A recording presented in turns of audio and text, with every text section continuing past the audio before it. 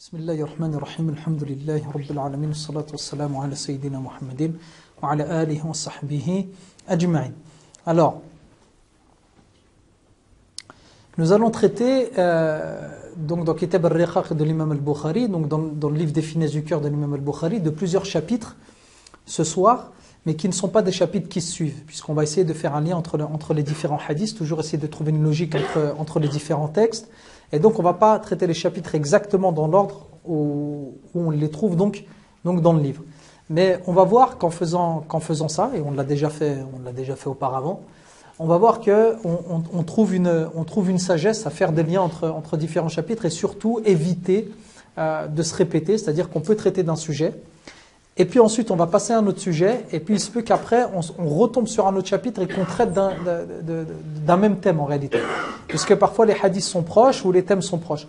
Donc il est intéressant en réalité lorsqu'on traite Kitab al-Riqaq, donc le livre des finesses du cœur, de regarder l'ensemble des sous-chapitres qu'il y a à l'intérieur, de les regarder de loin et de voir si on peut faire des liens entre eux au lieu de les prendre exactement dans l'ordre où est-ce qu'ils sont. Bien sûr, dans 90% des cas, on les prend dans l'ordre et les choses sont réglées. Mais parfois il est préférable de faire cela par souci de clarté et puis par souci d'éviter les répétitions donc dans les cours. Alors, le chapitre sur lequel on s'arrête fait suite à celui que l'on avait traité la dernière fois. Et l'imam al-Bukhari le nomme « Babu al-jannatu aqrabu ila ahadikum min shiraki na'lihi wan naru mithlu dhalik ». Et ce chapitre-là est donc le chapitre de « Le paradis est plus proche de l'un d'entre vous que la lanière de ses souliers ou de sa sandale et le feu d'eux-mêmes, et le feu de l'enfer d'eux-mêmes ». Alors, l'imam al-Bukhari, à l'intérieur de ce chapitre-là, va rapporter deux hadiths. Le premier hadith, qui comporte donc cette phrase-là, et puis ensuite un autre hadith qu'on va voir assez intéressant. Alors, le premier hadith, l'imam al-Bukhari rapporte « Haddathani Musa ibn Mas'ud, haddathana Sufyan, an Mansour wal-A'mash, an Abi Wa'il, an Abdillahi radiyallahu anhu, qala al-Nabi sallallahu alayhi wa sallam, al-jannatu aqrabu ila ahadikum min shiraki na'lihi, wan-naru mithlu dhalik ». Donc le prophète Ali sallallahu alayhi wa sallam a dit, le paradis est plus proche de l'un d'entre vous que la lanière de ses souliers et le feu d'eux-mêmes. Donc le prophète Ali sallallahu alayhi wa sallam nous donne ici une information. On va le prendre comme ça, c'est une information qu'il nous donne. Et il nous dit donc le prophète Ali sallallahu alayhi wa sallam, il se trouve que le paradis est quelque chose d'assez proche. Proche de qui? Proche de tout le monde. Le prophète Ali sallallahu alayhi wa sallam dit ahadikum, d'accord? Donc le paradis est très proche de vous. Le prophète Ali sallallahu alayhi wa sallam donne l'image en réalité de la lanière des chaussures. Donc c'est quelque chose qui nous colle, c'est quelque chose qui nous tient, d'accord? Donc on se dit, de ce point de vue-là, c'est quelque chose de positif. Et le prophète Ali sallallahu alayhi wa sallam équilibre la chose en disant وَالنَّارُ مِثْلُ ذَلِكَ, et le feu de l'enfer, le feu d'eux-mêmes. Donc le prophète Ali sallallahu alayhi wa sallam, il nous dit, l'être humain, il est dans une situation, et c'est un des grands principes, c'est une des grandes visions qu'on doit avoir à propos de la condition humaine, c'est-à-dire de qui on est et de comment on est, nous en tant qu'être humain. Eh bien, nous sommes une créature extrêmement proche du paradis. Nous sommes une créature extrêmement proche du paradis, autrement dit, une créature qui est extrêmement proche du salut, qui est extrêmement proche de faire le bien et de réussir. Et dans le même temps, nous sommes une créature qui est extrêmement proche de l'échec. Vous voyez, il s'en faut de peu que nous réussissions et il s'en faut de peu que nous échouions dans notre vie. D'accord? Le prophète Ali sallallahu alayhi wa sallam, en disant ça, il nous explique cette chose-là, cette réalité-là. Vous êtes une créature qui est faible, d'accord? Ça, on l'a déjà vu. Nous sommes capables du pire. Mais il nous dit le prophète Ali sallallahu alayhi wa sallam, et il nous le dit même avant, mais vous êtes capable du bon, vous êtes capable du bien. Ainsi, le paradis est proche, et ainsi, de même que l'enfer est proche. Et le prophète Ali sallallahu alayhi wa sallam, lorsqu'il nous dit ça, lorsqu'il nous donne cette information-là, il ne nous donne pas cette information-là pour qu'on reste comme ça. C'est-à-dire qu'on a pris l'information, on se dit bien, d'accord, on est proche de la réussite, et en même temps on est proche de l'enfer, et puis on reste ainsi. En réalité, le prophète Ali sallallahu alayhi wa sallam rappelle un autre des grands principes de l'islam, et un des grands principes de la foi, qui est lequel? Le fait d'être constamment entre quoi? Entre la peur et l'espoir. Le prophète Ali sallallahu alayhi wa sallam nous rappelle ce principe-là ici. Soyez constamment entre la peur et l'espoir. La peur du châtiment d'Allah subhanahu wa ta'ala et l'espoir de la miséricorde d'Allah et donc de la réussite dans notre vie, autrement dit le paradis. Donc être entre l'espoir de la récompense et la peur du châtiment. Lorsque le prophète alayhi salatu wassalam nous dit « Vous êtes proche à la fois du paradis et à la fois de l'enfer et extrêmement proche du paradis et de l'enfer », c'est ça qu'il est en train de nous dire. D'accord? Il est en train de nous rappeler ça. Et puis il nous rappelle autre chose. Comme je vous disais, ici nous avons un grand principe. Et un principe simple. Un principe simple. Nous sommes capables de faire du bien et l'entrée au paradis est extrêmement simple. Ça peut paraître bizarre, mais l'entrée au paradis est extrêmement facile. C'est ça qu'il nous dit le prophète alayhi salatu wassalam en nous disant ça. En nous disant, le paradis est aussi proche de vous que la lanière de vos souliers. Vous êtes sur le point d'y entrer. Vous êtes sur le point d'y entrer. C'est-à-dire, c'est pas compliqué. Et là, ça peut heurter, comme je disais, certaines de nos convictions, certaines de nos visions. C'est comment ça, le paradis, comment je peux penser moi en tant que croyant, à qui on a dit il fallait faire des efforts, que le dîn c'était du sacrifice, etc. Comment je peux penser à un moment donné, eh bien, exactement l'inverse, c'est-à-dire que le paradis, il est très proche de moi. Eh bien, regardez ce que nous dit le prophète alayhi salatu wassalam dans un autre hadith. Dans un autre hadith qui explique celui-là, qui n'est pas cité ici. Le prophète alayhi salatu wassalam, il est rapporté d'ailleurs dans le Bukhari, mais ailleurs. Le prophète alayhi salatu wassalam nous dit « Toute ma communauté entrera au paradis. Toute ma communauté entrera au paradis. Sauf celui qui refuse. » Il dit « Illa man aba. » Sauf celui qui refuse. Les sahaba disent « Ya Rasulallah, qui peut refuser d'entrer au paradis ?» Regardez bien, les principes sont simples.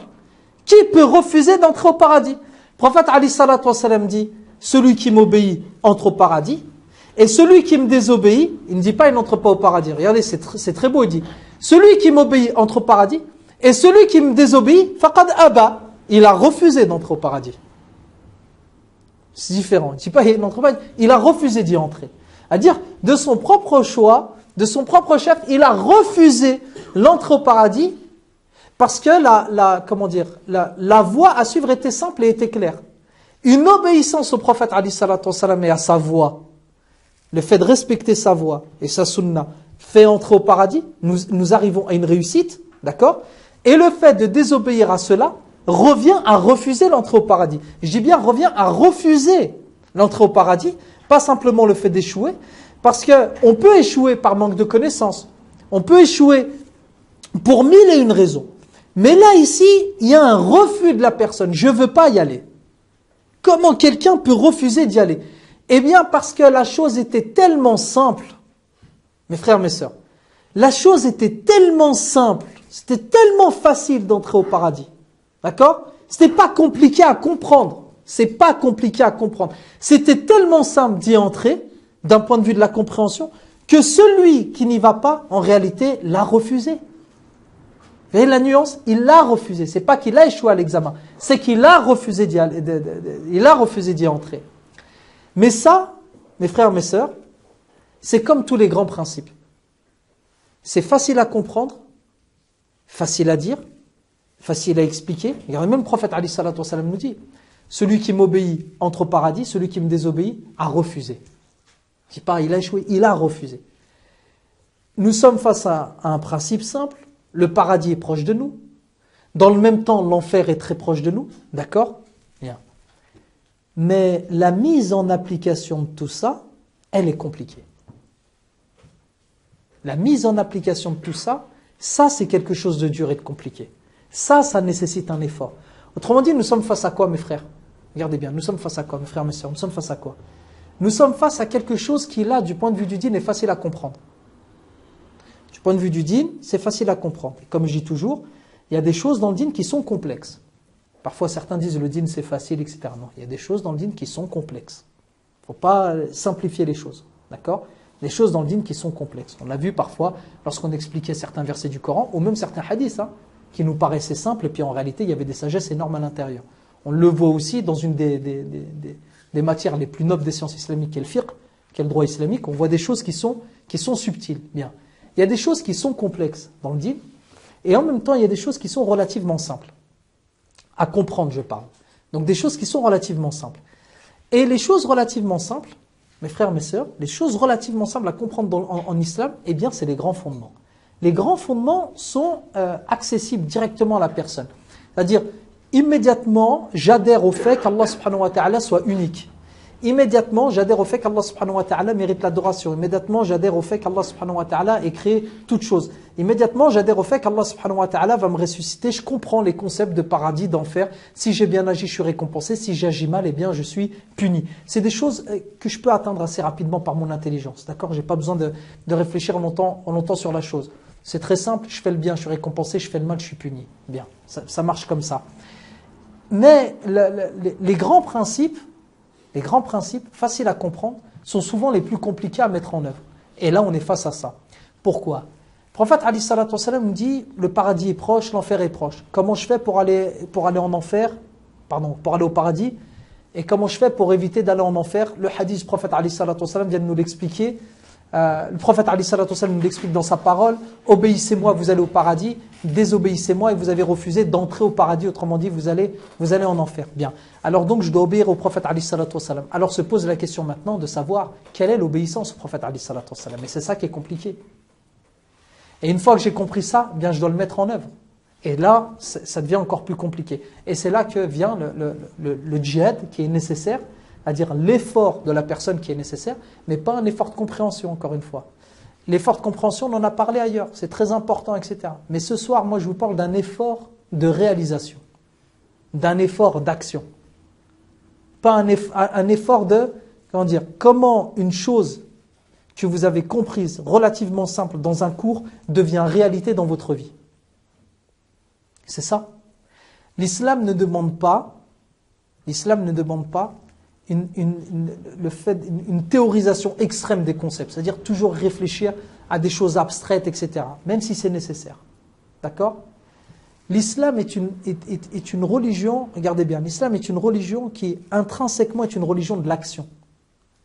C'est-à-dire le principe que vous avez en tête, le principe que vous avez dans le cœur, doit devenir réalité dans votre vie. Doit devenir réalité dans votre vie. Et quelqu'un qui n'arrive pas à accéder à la complexité de l'islam, à certains points complexes dans l'islam, trouvera toujours quelque chose pour se rapprocher d'Allah subhanahu wa ta'ala. J'en veux pour preuve un hadith magnifique.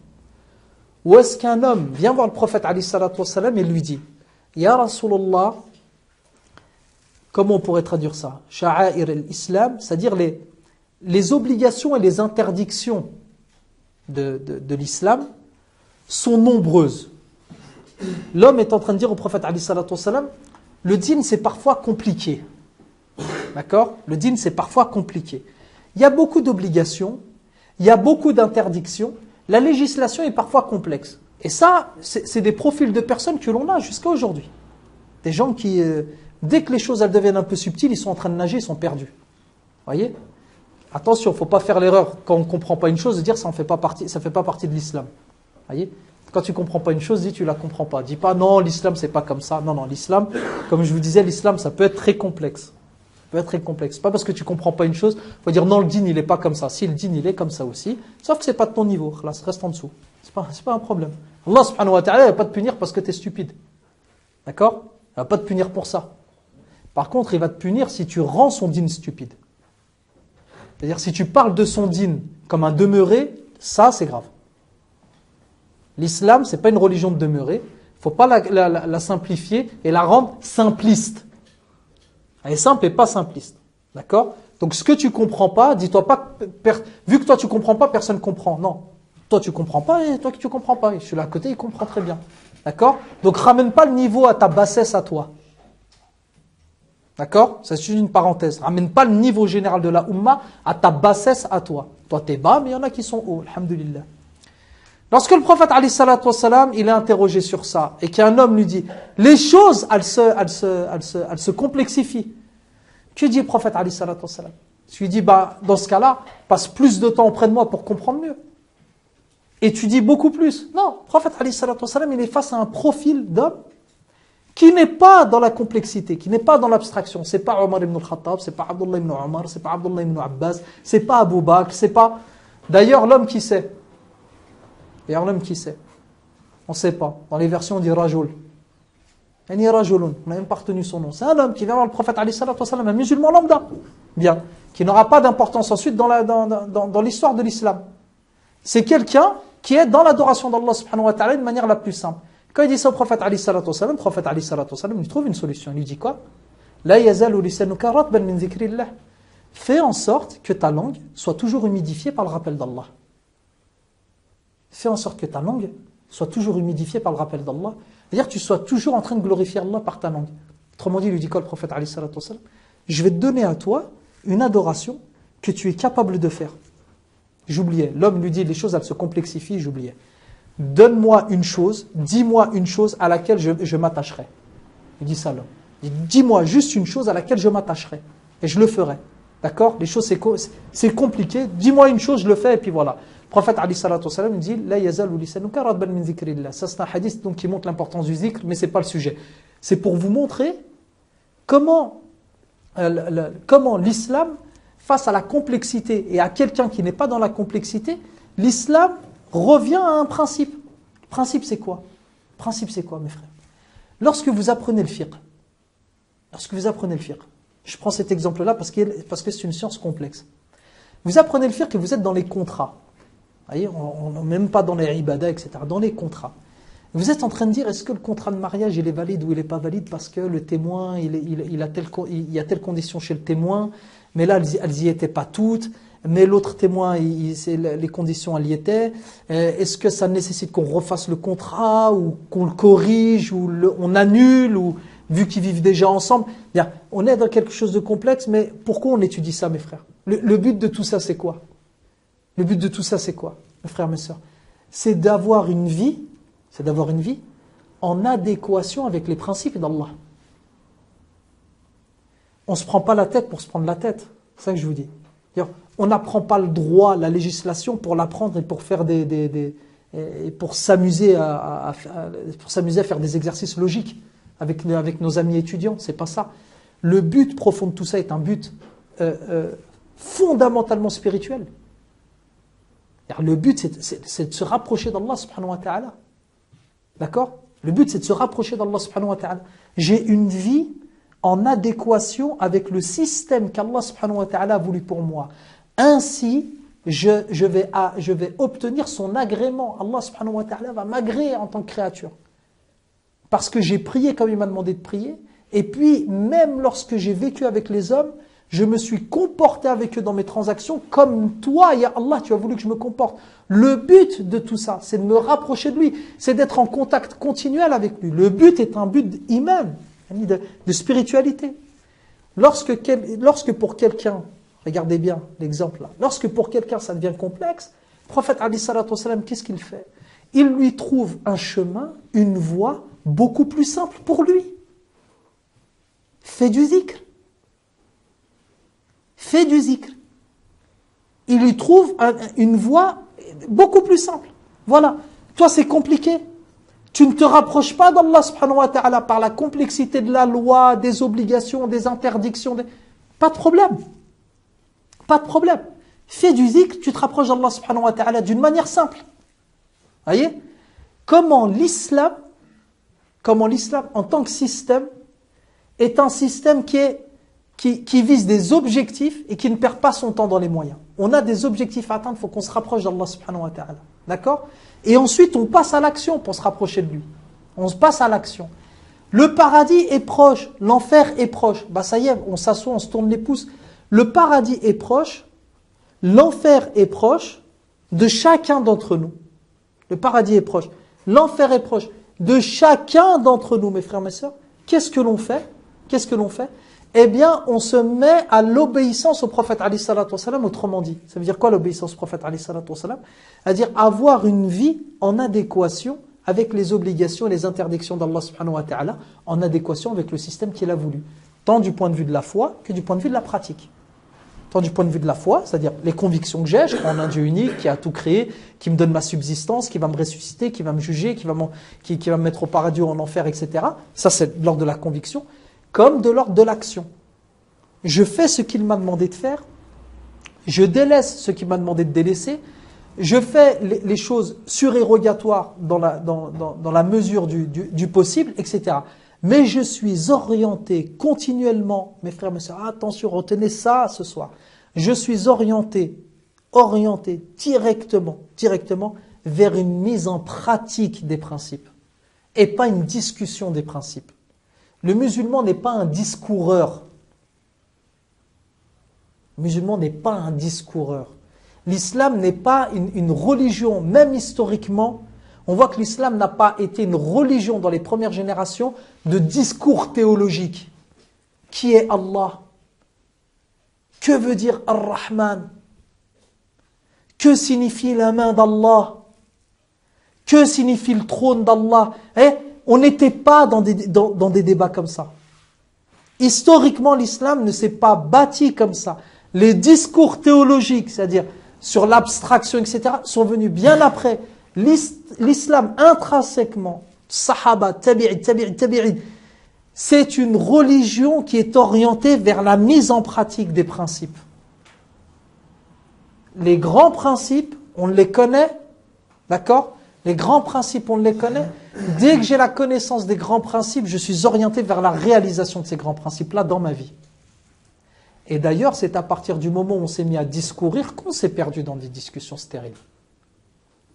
On s'est perdu dans des discussions stériles, même historiquement. À partir du moment où on s'est mis à discourir sur des sujets qui n'avaient d'ailleurs aucun impact sur la vie quotidienne des gens, aucun impact sur la vie quotidienne des gens, alors on s'est mis à perdre notre temps, à se diviser très durement, etc. Et ça, c'est une erreur que continuent de faire les musulmans jusqu'à aujourd'hui. Vous voyez le nombre de débats sur des questions complètement abstraites. Complètement abstraites. Question de théologie, lorsque je parle de théologie, c'est de l'aqidah. Dans l'abstraction la plus complète. Les gens disent, mais la base du dîn, c'est l'aqidah, etc. Non, la base du dîn, c'est l'iman. C'est pas pareil. L'aqidah, c'est la science qui s'occupe de l'iman, c'est pas la même chose. La base du dîn, c'est l'iman, c'est-à-dire la conviction dans le cœur. Et l'aqidah, c'en est une autre, c'est la science qui s'occupe de ça. Déjà, il y a une subtilité, il y a déjà une différence à faire. L'aqidah, c'est la matière scientifique, c'est la discipline scientifique qui s'occupe d'expliquer c'est quoi l'iman. D'accord? C'est quoi l'iman juste, c'est quoi l'iman qui est faux. D'accord? La base du dîn, c'est l'iman, la conviction que vous avez dans le cœur. D'accord? Cette conviction-là, croyez-moi, plus vous êtes en train de discourir, plus vous êtes en train de faire des débats, etc., et plus l'iman, vous êtes en train de le fatiguer. Vous n'êtes pas en train de l'ancrer, vous êtes en train de le fatiguer. D'accord? Parce que l'iman, il se nourrit de la réalisation, il se nourrit de l'action. L'iman, il se nourrit de l'action. Et remarquez bien, remarquez juste, hein, peut-être que vous n'avez pas remarqué comme moi, c'est peut-être possible que vous n'avez pas vu les choses comme moi. Mais moi, je remarque que souvent, les grands discoureurs ne sont pas les grands acteurs. Je remarque ça. Les grands discoureurs ne sont pas les grands acteurs. Souvent, en fait, l'être humain, dans sa faiblesse, il n'a pas le temps pour faire les deux. Soit il a le temps de discuter, soit il a le temps d'agir. Les hommes dans l'histoire qui ont fait les deux sont extrêmement rares. Il y en a eu, qui ont eu cette force de discourir, etc., et en même temps d'agir. Ils sont très peu nombreux.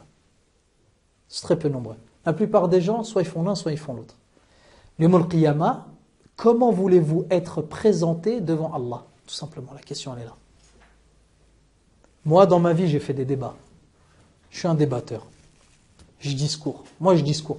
Et à Allah, j'ai passé ma vie à expliquer comment il est le trône, etc. C'est bien. C'est devant Allah subhanahu wa ta'ala, t'as expliqué, t'as pris la tête à tout le monde, t'as perdu tout le monde. Ouais, c'est bien. Toi, t'as réfléchi sur des principes sur lesquels sur des questions sur lesquelles les musulmans ne s'étaient jamais posés. Comment t'es présenté à Allah subhanahu wa ta'ala l'Yawm al-Qiyamah. Et toi, t'es un homme d'action. Toi, t'es un homme d'action. T'as fait, etc. T'as essayé de réaliser avec les moyens que t'avais, t'as essayé de faire avancer les choses dans le sens où il fallait. Les hommes n'ont pas le temps pour les deux. D'accord? Sauf, comme je vous disais, très peu de personnes. Très peu de personnes. Donc, observez bien vos compétences, vos capacités. Et si vous remarquez que vous êtes une personne à peu près normale, que vous n'êtes pas un génie, d'accord? Si vous remarquez que vous n'êtes pas un génie, et je pense que vous allez remarquer ça, alors, croyez-moi, mettez-vous du côté de l'acteur plutôt que du discoureur. C'est préférable pour vous, Inch'Allah. C'est préférable pour vous. comment maintenant on met un principe en action. Second hadith du chapitre. Et on va revenir sur le premier hadith indirectement avec un autre chapitre qui vient après. Le second hadith du chapitre, il est celui-là. Et on ne voit pas tout de suite le rapport.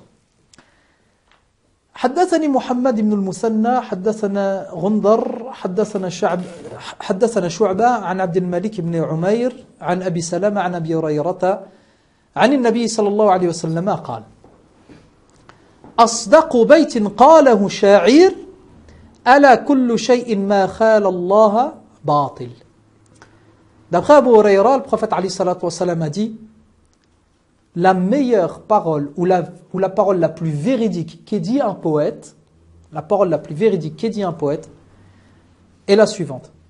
N'est-ce pas que tout ce qui n'est pas Allah est nul? N'est-ce pas que tout ce qui n'est pas Allah est nul, batil, c'est-à-dire n'a pas de valeur. Bien. Alors, la chose dont je profite pour parler à propos de ce hadith-là, elle est la suivante. Le prophète, alayhi salatu wa salam, et il faut être conscient de ça, est en train de parler, il ne faut pas que ça passe inaperçu, il est en train de parler d'un vers de poésie. Il est en train de parler d'un vers de poésie. Il dit la parole la plus véridique qu'ait pu dire un poète, elle est celle-là. D'accord? Tout ce qui n'est pas Allah est nul et n'a pas de valeur. D'accord? Et ceci en arabe ici est sous forme de vers. D'accord? Vers de poésie. Tous les peuples, mes frères, mes sœurs, tous les peuples, où qu'ils soient dans le monde, quel que soit leur degré entre guillemets d'évolution, je ne veux pas dire qu'il y a des peuples plus évolués que d'autres, juste du point de vue de la modernité, on va dire, des peuples qui ont atteint le niveau de vie le plus moderne qui soit, donc l'Occident, jusqu'aux peuples qui n'ont pas atteint ce degré-là ou ce niveau-là de vie, d'accord? Tous les peuples, sans exception, dans toute l'histoire de l'humanité, ont eu une production culturelle. Bien compris? Ils ont eu une production culturelle. C'est-à-dire, ils ont produit de l'art. Ils ont produit de la culture. Tous les peuples. D'accord? Ils ont produit de l'art, ils ont produit de la culture. Chacun à son niveau. L'autre, il a dessiné. L'autre a sculpté.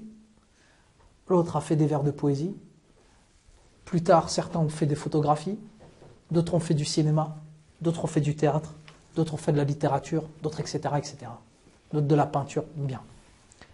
L'expression culturelle est présente dans toute l'humanité. Et la première chose que je veux vous dire, mes frères, et c'est ce que nous indique le hadith là, la première chose que je veux vous dire et qui est extrêmement importante, c'est que l'islam n'a aucun problème avec la production culturelle. L'islam n'a aucun problème avec l'art. Aucun.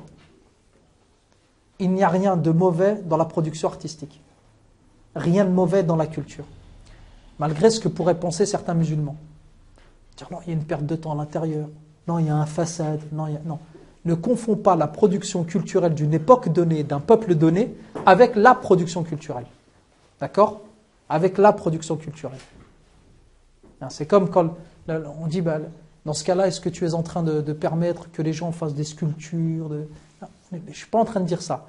Je dis simplement, la production culturelle, quelle que soit la forme qu'elle a, l'islam foncièrement n'est pas contre. C'est-à-dire que ce n'est pas intrinsèque. Le problème n'est pas dans la production artistique. Le problème n'est pas là. Le problème est où? Et là, le prophète alayhi salatu wa salam, il nous l'indique. Le problème est dans le contenu de la chose qui est produite.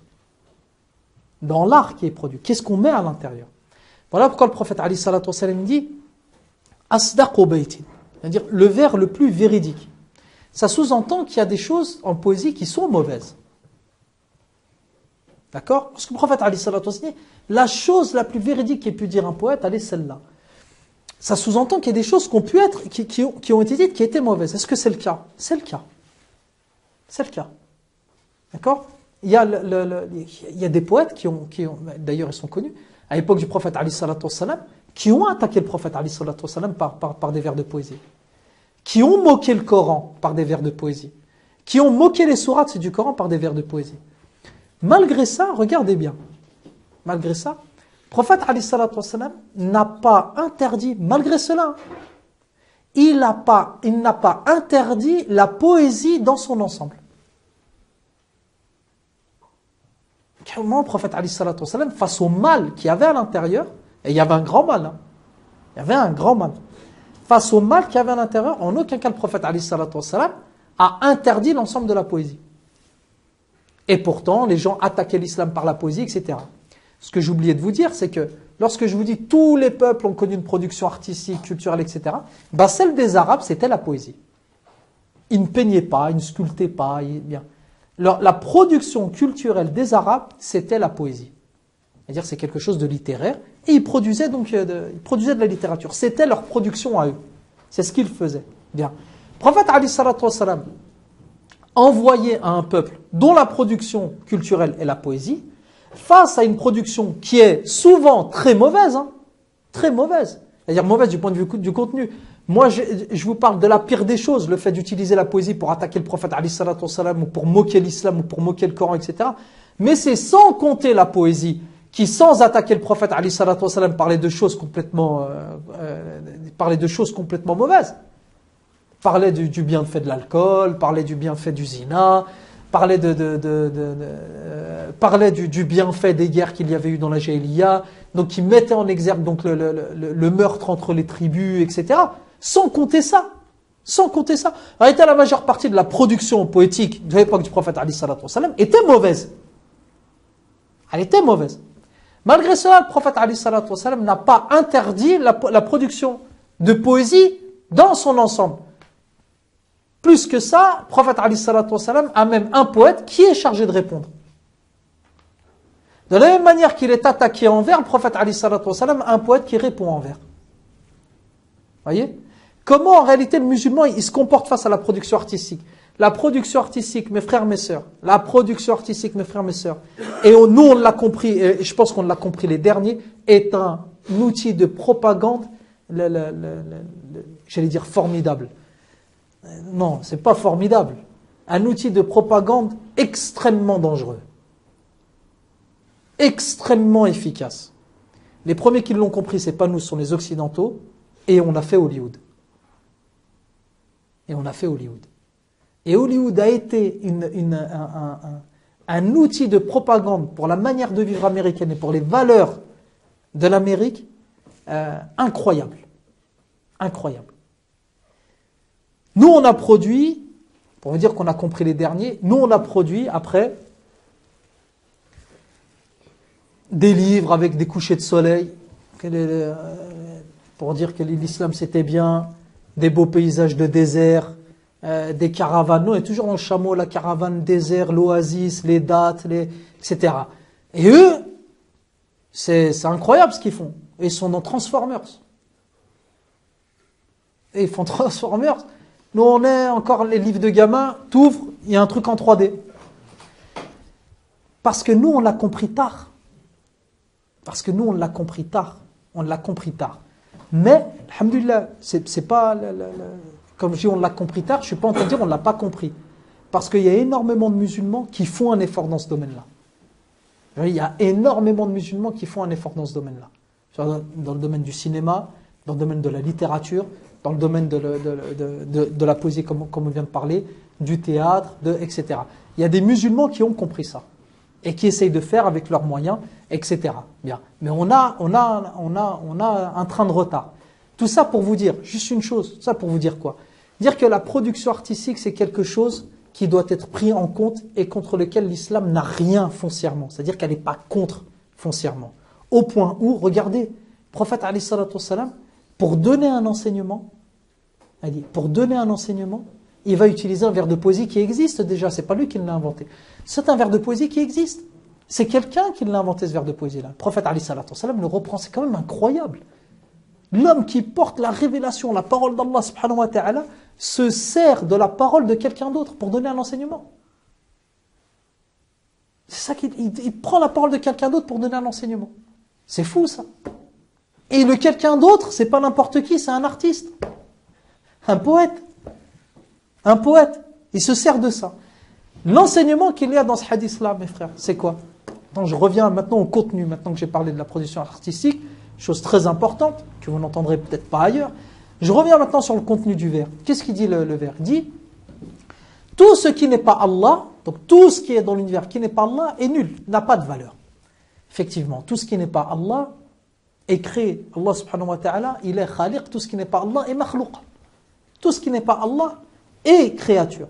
Ça n'a pas de valeur. Allah subhanahu wa ta'ala a autorité sur eux. Je ne reviens pas sur le détail de toutes ces choses-là. Ça nous met juste, ça fait juste un lien avec ce dont on a parlé juste auparavant, le fait de dire le paradis est proche, l'enfer est proche. Et là, il y a certains savants qui font un lien magnifique ici. Ils disent, le rapport entre les deux, c'est quoi? C'est quoi le rapport entre le fait de dire le paradis est plus proche de l'un d'entre vous que le soulier de ses sandales, l'enfer de même, et dans le même chapitre, et le Bukhari l'a nommé par le premier hadith, hein, le paradis est proche, l'enfer est proche. Et dans le même chapitre, il y a ce hadith-là. Ça, on dit en fait, le Bukhari, il est en train de nous dire quoi le Bukhari? Pourquoi le Bukhari met ce hadith-là? Le Bukhari est en train de nous dire, le paradis est proche, l'enfer est proche. Pour aller au paradis, tu fais quoi? Tu obéis au prophète alayhi salatu wassalam. Pour aller en enfer, qu'est-ce que tu fais? Tu refuses de lui obéir et c'est réglé. Et quelle est la plus grande des tentations qui te fait chuter? Quelle est la pire des choses qui puissent te toucher et qui t'empêche d'obéir au prophète alayhi salatu wassalam? La vie terrestre. La vie terrestre. Tout ce qui n'est pas Allah est nul et batil. Aie conscience de ça. Tout ce qui n'est pas Allah, tout ce que je vois n'a pas de valeur. La plus grande des tentations qui peut toucher l'homme, c'est la vie terrestre. L'amour de cette vie, le fait d'avoir un souci pour cette vie-là. C'est ce qui fait chuter l'homme constamment. C'est la plus grande de ces tentations. Si l'homme arrive à se séparer de l'amour de cette vie-là, du souci pour cette vie-là, alors les causes de sa chute seront infiniment diminuées. Il n'y aura plus grand chose qu'il fera tomber. Il n'y a plus grand chose qu'il fera chuter sur terre. Si l'homme est attaché à cette vie-là, a un souci pour cette vie-là, les causes de sa chute sont infiniment multipliées ou démultipliées. C'est-à-dire, les tentations, les passions, etc. sont infinies pour lui. Si vous voulez vous rapprocher d'Allah subhanahu wa ta'ala, séparez-vous de cette vie-là. Ça aussi, c'est un des grands principes de l'islam. Sur lequel il n'y a pas de divergence entre nos savants, etc. C'est un des grands principes de l'islam. Séparez-vous de cette vie-là pour aller vers Allah subhanahu wa ta'ala. Accroche-toi à cette vie-là, tu te sépares d'Allah. L'un ne va pas avec l'autre. C'est comme ça. L'un ne va pas avec l'autre. On aura beau tourner les choses dans tous les sens, l'un ne va pas avec l'autre. Et tout ce qui ira vers le fait d'augmenter notre amour pour cette vie-là, ou l'attachement à cette vie-là, sera contraire à l'islam, et sera contraire à ce grand principe-là. Ce qui vous fera chuter, mes frères, mes sœurs, sera à un moment donné lié à cette vie terrestre. Remarquez, on ne va pas rester longtemps sur la question, on ne va pas prendre 1000 exemples, remarquez juste les péchés que l'on peut faire. Marquez les péchés que l'on peut faire. Regardez un péché que vous faites, etc., que vous avez fait une fois ou que vous faites régulièrement, etc. Remarquez qu'il est lié de près ou de loin, et souvent de près, à la vie terrestre. La vie terrestre et le bien-être dans cette vie-là, il n'est jamais très loin. Si tu as menti, c'est sûrement qu'il y avait un intérêt dans cette vie-là. Si tu as volé, c'est sûrement qu'il y avait un intérêt ici. Si tu as fait ceci, c'est sûrement qu'il y avait un intérêt ici. Il y a toujours un intérêt là. Jamais ailleurs. Moi, je réfléchis, je ne vois pas de péchés qui se font et qui ne soient pas en lien avec la vie terrestre. Tout est lié à la dunya. Péché d'orgueil, péché de jalousie, péché de maladie du cœur, colère, rancœur. Toutes ces choses-là, elles sont liées à la vie terrestre. Toutes. Si vous enlevez l'amour de la vie terrestre, les choses, elles sautent. Et il y a des gens qui ne comprennent pas ça. Eh bien, laissez-moi leur dire que ces gens-là, malgré leur pratique de l'islam, etc., n'ont pas compris l'islam. Réellement, ils n'ont pas compris. Ils n'ont pas compris le fondement de l'islam. Il peut en parler, il adore Allah subhanahu wa ta'ala, il n'a pas compris le fondement de l'islam. fondement de l'islam, c'est ici, ça vaut rien, là-bas, ça vaut tout, et c'est, voilà, si tu as compris ça, c'est bon. T'es comme ça, les sahaba, ils ont compris ça. Si tu n'as pas compris ça, t'es mort. Je passe, mes frères, à un autre chapitre, qui est en lien avec celui-là, vous allez voir comment.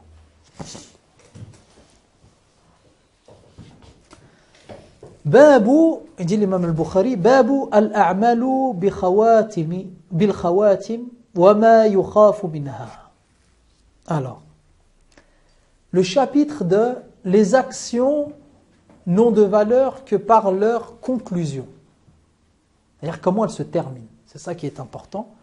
Wa ma yukhafu minha. Et ce dont on doit avoir peur à propos de cela. Et ici, l'imam al-Bukhari nous rapporte un hadith qui revient dans plusieurs endroits. Et là, ici, il est diminué en partie. L'imam al-Bukhari prend ce dont nous avons besoin exclusivement. Et il dit حدثنا علي بن عياش الهاني الحمصي حدثنا أبو غسان قال حدثني أبو حازم عن سهل بن سعد الساعدي قال نظر النبي صلى الله عليه وسلم إلى رجل يقاتل المشركين وكان من أعظم المسلمين وغناء عنهم. Le prophète sallallahu alayhi wa sallam regarda un homme, nazara ila rajulin, regarda un homme, yuqatilu al-mushrikin, qui était en train de combattre les mushriks. Donc on est sur le champ de bataille. Attention, hein? On n'est pas dans n'importe quelle adoration. Ici on est dans le combat, les plus grandes adorations. Le prophète alayhi salatu wa sallam regarde cet homme-là, qui est en train de combattre les mushrikin, et il dit, wa kana min a'zami al-muslimin, celui qui rapporte le hadith, Salim ibn Sa'd, il dit, il était parmi les plus forts parmi les musulmans. Autrement dit, il se battait bien, il tuait beaucoup, etc. D'accord? C'est un excellent combattant. Regardez bien. Faqal, le prophète Ali sallallahu alayhi wa sallam dit, écoutez bien cette parole très lourde. Il dit, le prophète Ali sallallahu alayhi wa sallam, Man ahabba an yanzura ila rajulin min ahli an-nar falyanzur ila hadha. Celui qui veut voir un homme de l'enfer alors qu'il regarde cet homme-là. Il dit ça, le prophète alayhi salatu wassalam. Alors que l'homme est en train de combattre, et c'est pas n'importe quel combattant, c'est un grand combattant. Le prophète alayhi salatu wassalam le regarde et il dit, celui qui veut voir un homme de l'enfer alors qu'il observe cet homme-là. Fatabi'ahu rajul. Alors un homme parmi les sahaba se mit à suivre cet homme-là. Et pourquoi cet homme qui combat aussi bien? Le prophète alayhi salatu wassalam dit que c'est un homme de l'enfer. Et il y a donc un homme qui se met à le suivre. Donc dans le combat, il le suit sur le champ de bataille, etc. فَتَبِعَهُ الرَّجُلُ فَلَمْ يَزَلْ عَلَى ذَلِكَ حَتَّى جُرِحَ. Il n'a pas cessé de le suivre jusqu'à ce qu'il voit donc cet homme-là se blesser, être blessé au combat. Donc celui qui se battait, il a été blessé au combat. فَاسْتَعْجَلَ الْمَوْتِ. Et il a fait venir sa mort. Autrement dit, il s'est tué. Il était blessé et il a pressé sa mort. فقال بذبابة سيفه فوضعه بين ثدييه فتحامل عليه حتى خرج بين كتفيه. Il était blessé, il a pris son sabre, il l'a mis contre sa poitrine et il s'est enfoncé dessus.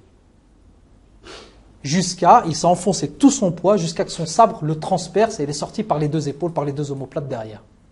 D'accord? Voilà ce qu'a fait cet homme-là.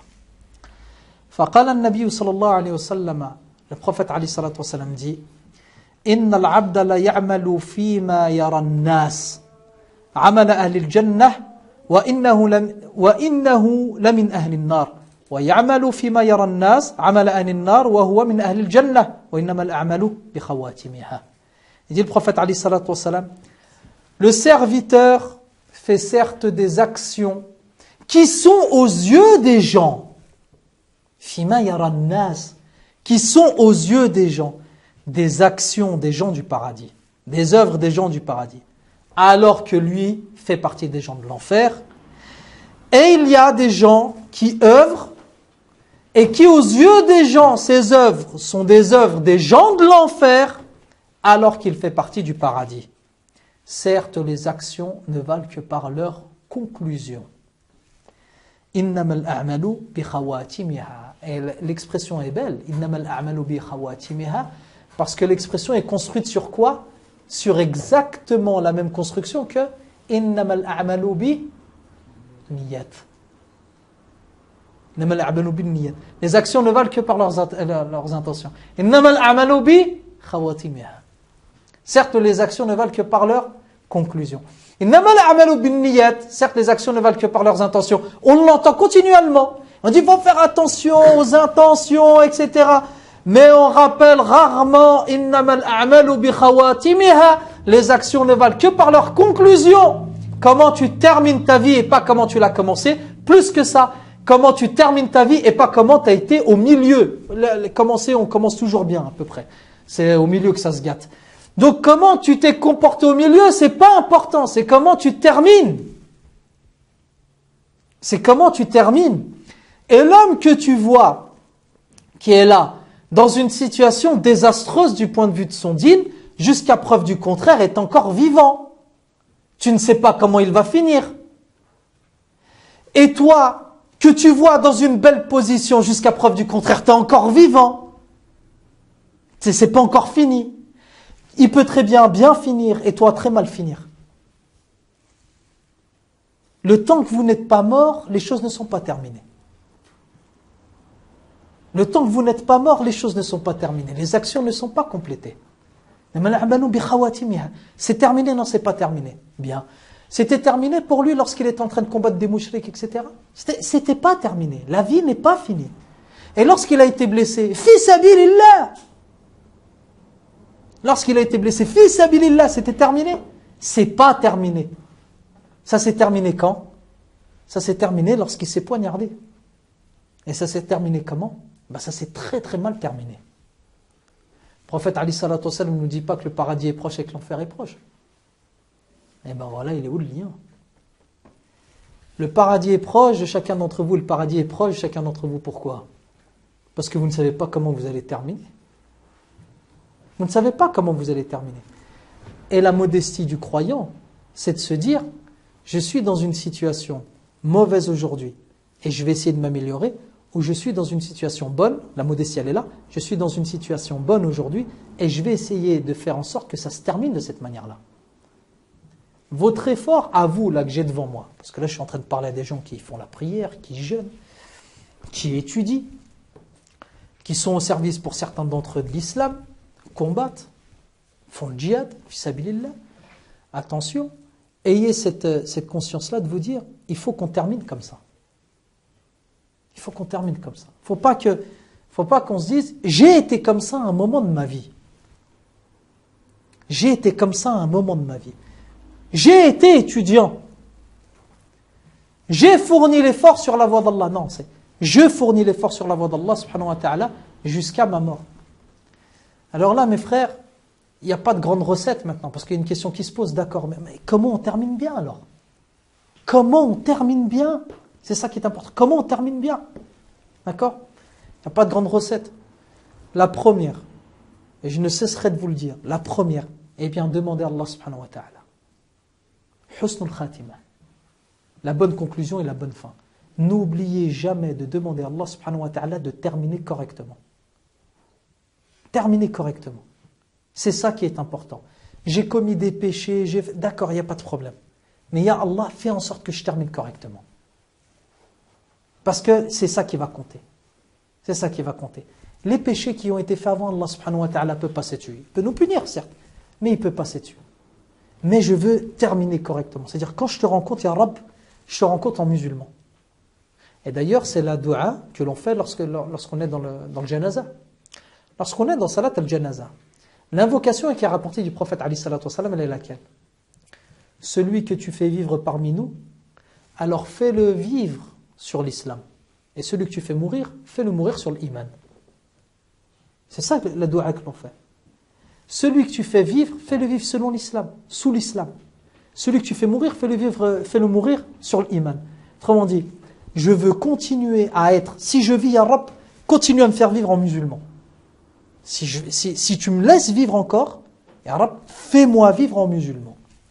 Et si tu me fais mourir, ya Rabb, fais-moi mourir sur l'iman. Fais-moi mourir d'une bonne fin. Fais-moi mourir sur la foi. D'accord? Ainsi, on demande, même lorsqu'on est sur la prière du mort, lorsqu'on fait une invocation, on demande de mourir comme ça.